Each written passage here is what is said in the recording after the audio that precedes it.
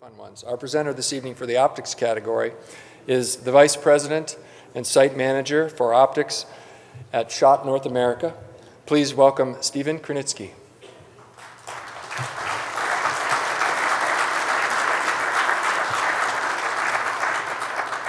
I was fortunate to be a little bit at the end here so I could listen to all the other presentations. And there's a couple common threads that I saw through the presentations that I think are very important. Maybe I could just say a couple comments.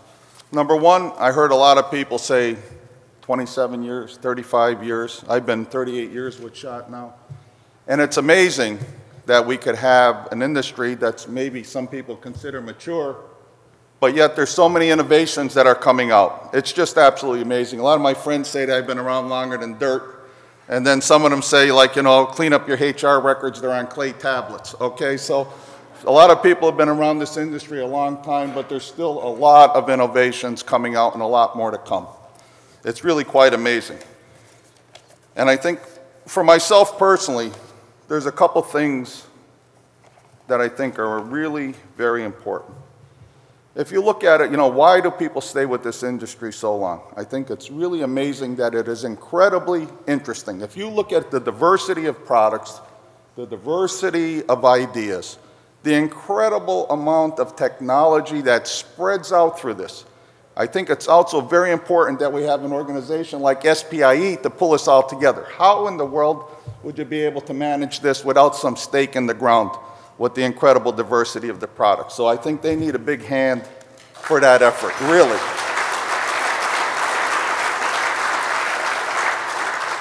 And I think everybody here that's been with their companies a long time like I have, there's a reason you do that. And for me with SCHOTT, it's incredible in Duryea, the diversity of products. We'll go anywhere from a 5-gram pressing up to a 2-ton high homogeneity blank and everything in between.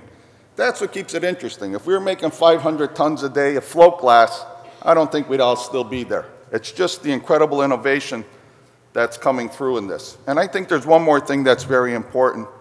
It's if I look at it, what keeps people in this industry, I think the friendships that get built up and the people in this industry are just incredible. I think we find some people that have such an incredible knowledge and such an incredible depth. I don't think you'll find it anywhere else. It's just fantastic. And I appreciate to be able to work with people like you in this industry. It's just incredible. Sometimes it's challenging, really challenging, but it's fun. Okay, it's really, really a pleasure for me to be invited here to award in this category.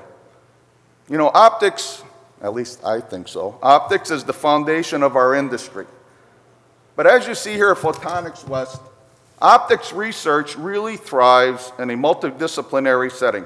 Really, it's incredibly diverse. It's really sometimes very, very hard even to show our leaders in Germany when we're making tons and tons of stovetops in one plant, maybe huge amounts of ampules and vials in another plant. Very simple, how complex our industry really is. And that's what really is our survival mode, is that diversity and complexity. Believe me, it is. In recent years, there's been really, truly a significant increase in funded research between optical researchers, physicists, biologists, chemists, nanotechnologists, mathematicians to work on major collaborative researches. It's no more, it still exists, but it's not so much just simple 1-2 spindle machines, single spindle machines making optics. It's really a collaboration. The big developments are large collaborations of lots of many disciplinary actions. However, a multidisciplinary model is not only important for researchers, but it's also important for the optics industry as well. Companies can no longer survive, and they can't, just by selling optics when a complex system is required. Very, very few companies have individuals who are experts in all optics, laser, system software, and nanoparticles. I use the analogy. The people making cell phone lenses aren't the same people making astronomical telescopes. They just aren't. You can't have all those technologies on one site. It's just too diverse. You know, we have a future growth in optics relies on all of the working together, regardless of the sectors or the disciplines. It's just all interconnected completely to make our industry healthy, prosperous, and innovative. You know, we have to take a look at some of the most innovative products in optics. You know, unfortunately, it wasn't SCHOTT, but okay. You know, sometimes you got to have somebody else win once in a while. There are 3 finalists. Number 1 was one-chip photonics. With their one-chip PIC-based PON transceivers. You know, all of these people did tremendous work, and they have very innovative talent. And that's what's going to bring this industry forward. Number 2 was Semrock Incorporated with their polarized beam splitter filters. And the third one was Swamp Optics with their BOA pulse compressor.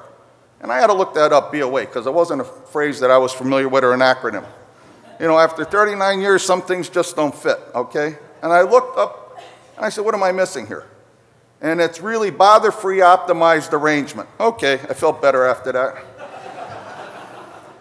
And the winner goes to, I'll open up my little envelope with the little gold seal. Can I keep this gold seal, by the way?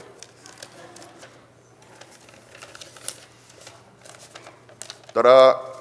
The award in the optics category goes to Swamp Optics with their BOA pulse compressor. Congratulations.